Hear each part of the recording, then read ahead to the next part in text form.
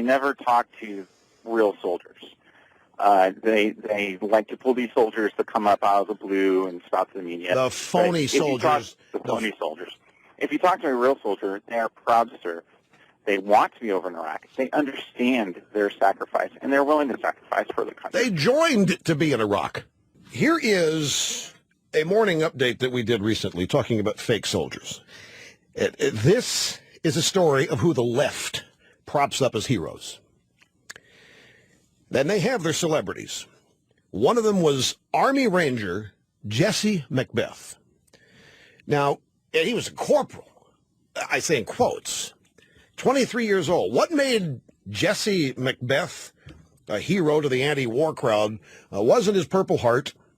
It wasn't his being affiliated with post-traumatic stress disorder from tours in Afghanistan and Iraq, though. What made Jesse McBeth, Army Ranger, a hero to the left was his courage, in their view, off the battlefield. Without regard to consequences, he told the world the abuses he had witnessed in Iraq. American soldiers killing unarmed civilians, hundreds of men, women, even children.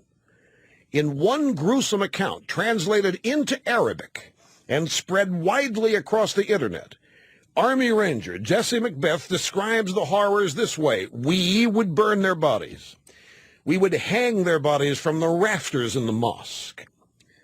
Now, recently, Jesse McBeth, the poster boy for the anti-war left, had his day in court.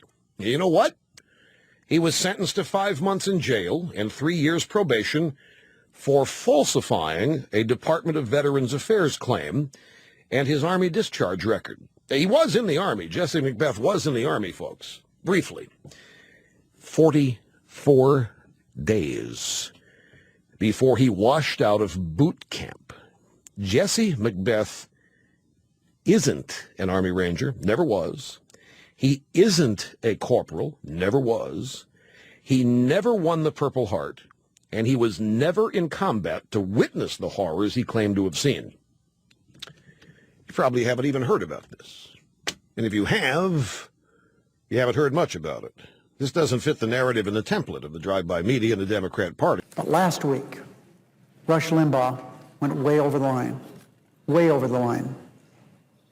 And while I respect his right to say anything he likes, his unpatriotic comments I cannot ignore.